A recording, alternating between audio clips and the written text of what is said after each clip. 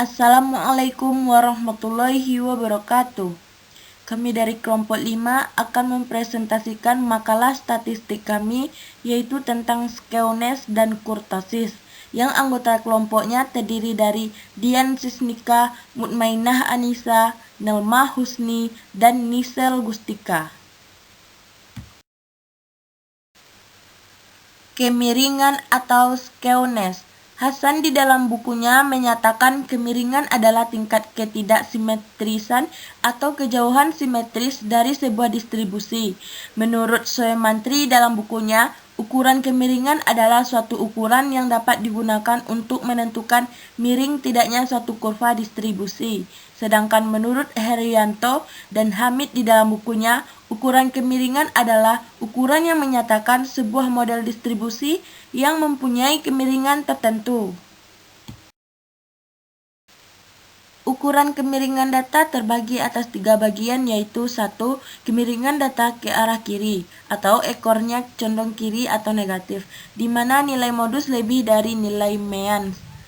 2. Kemiringan data simetris atau distribusi normal di mana nilai mean dan modus adalah sama. 3. Kemiringan data ke arah kanan atau ekornya condong kanan atau positif, di mana nilai mean lebih dari nilai modus.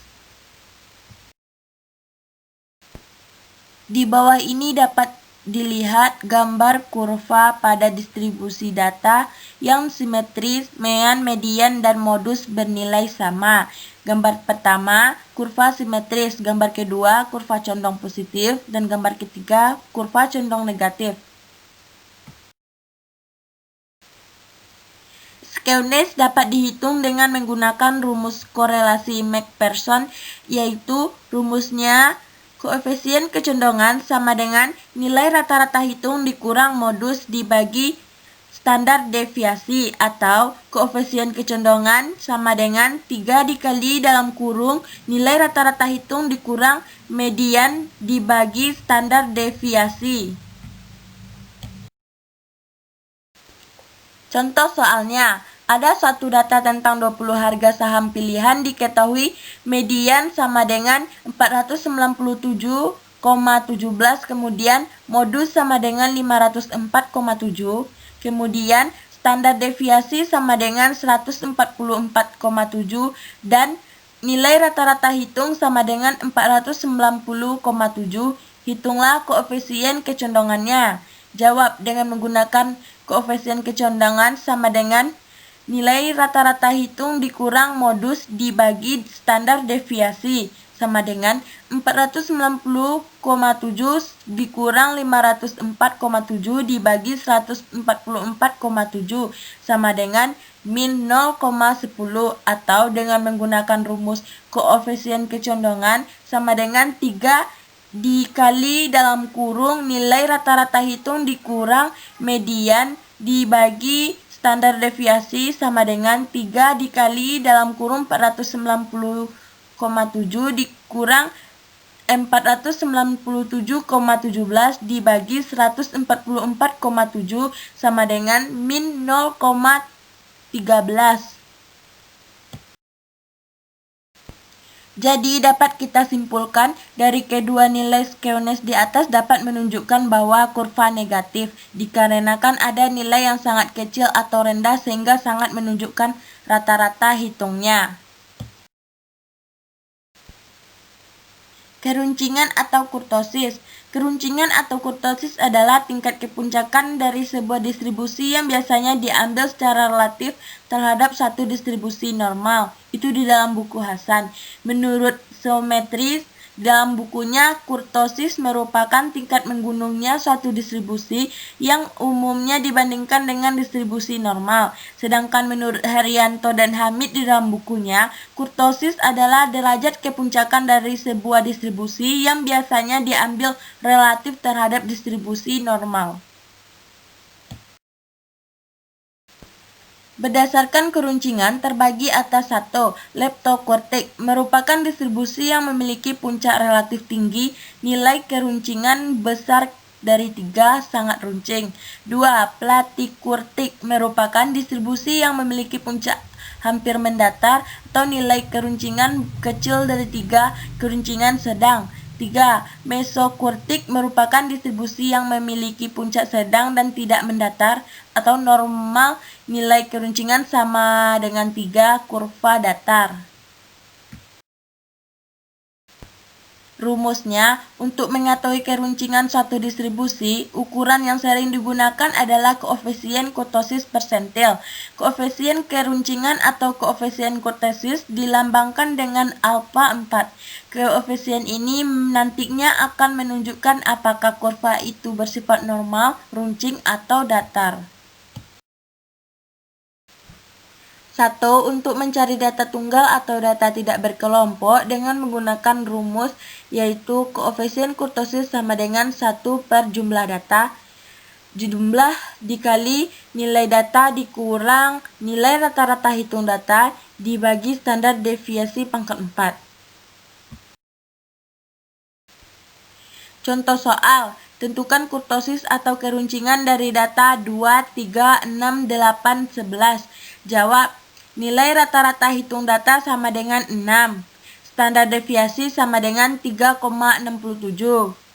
Nilai datanya yaitu 2, 3, 6, 8, 11.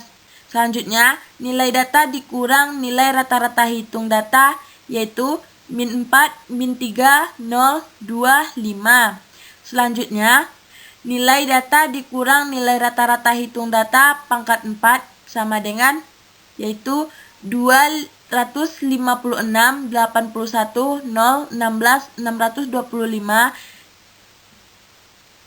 sehingga dijumlahkan semuanya yaitu 978.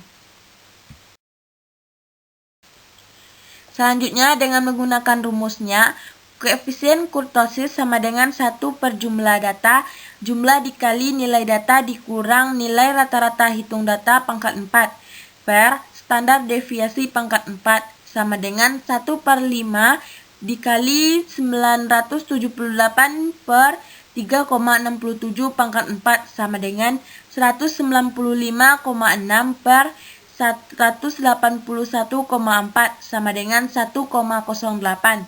Jadi, dapat kita simpulkan bahwa dikarenakan nilainya 1,08 lebih kecil dari 3, maka distribusinya adalah distribusi platikuartik.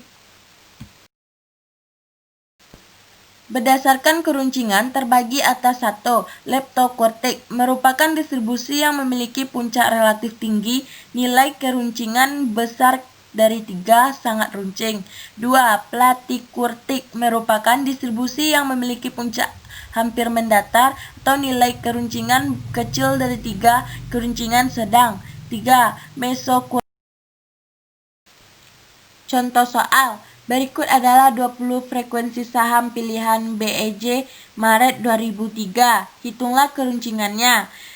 Kelas K1, 2, 3, 4, 5. Intervalnya 160 sampai 303, 304 sampai 447, 448 sampai 591, 592 sampai 735, 736 sampai 878. Jumlah frekuensinya 25931. Yang harus dicari dulu yaitu titik tengah 231,5 frekuensi 2. Jumlah frekuensi kelas dikali nilai tengah kelas 463,0. Nilai tengah kelas dikurang nilai rata-rata hitung data min 259,2. Nilai tengah kelas dikurang nilai rata-rata hitung data pangkat 2 67,185. Jumlah frekuensi kelas dikali nilai tengah kelas dikurang nilai rata-rata data pangkat 2 134,369. Nilai tengah kelas dikurang nilai rata-rata hitung data pangkat 4 4,513, 775, 852. Jumlah frekuensi kelas dikali nilai tengah kelas dikurang nilai rata-rata hitung data pangkat 4 9027, 551, 704. Dan begitulah mencarinya secara seterusnya. Sehingga nanti dijumlahkan antara seluruh jumlah frekuensi kelas dikurang nilai tengah kelas, yaitu 9.814. Seterusnya, jumlah frekuensi kelas dikali nilai tengah kelas dikurang nilai rata-rata hitung data pangkat 2, 3097,815. Selanjutnya, nilai jumlah kelas dikali nilai tengah kelas dikurang nilai rata-rata hitung data pangkat 4, 225, 983, 161, 176. Maka dijawab dengan menggunakan rumus koefisien kurtosis sama dengan 1 per jumlah data, jumlah frekuensi kelas dikali nilai tengah kelas dikurang nilai rata-rata hitung data pangkat 4 per standar deviasi pangkat 4. Jumlah data sama dengan 20. Nilai rata-rata hitung data sama dengan jumlah frekuensi kelas dikali nilai tengah kelas per jumlah data, sama dengan 9.814 per 20 sama dengan 490,7. Alfa sama dengan akar jumlah frekuensi kelas dikali nilai tengah kelas dikurang nilai rata-rata hitung data pangkat 2 per jumlah data dikurang 1, sama dengan 397.815 per 19 sama dengan 144,7.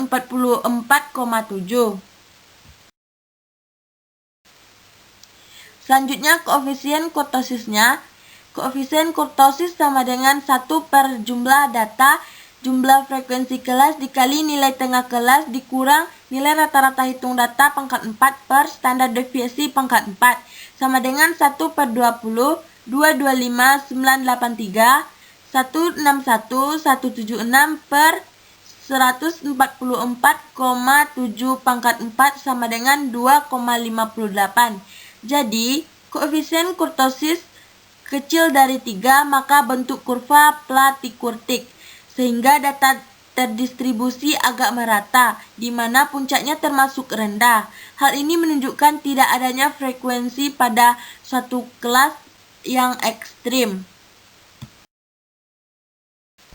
Sampai disitulah hasil presentasi kami. Berikut ini adalah referensi yang kami pakai. Sekianlah hasil presentasi kami. Terima kasih, semoga bermanfaat. Terlebih dan terkurang mohon maaf. Wassalamualaikum warahmatullahi wabarakatuh.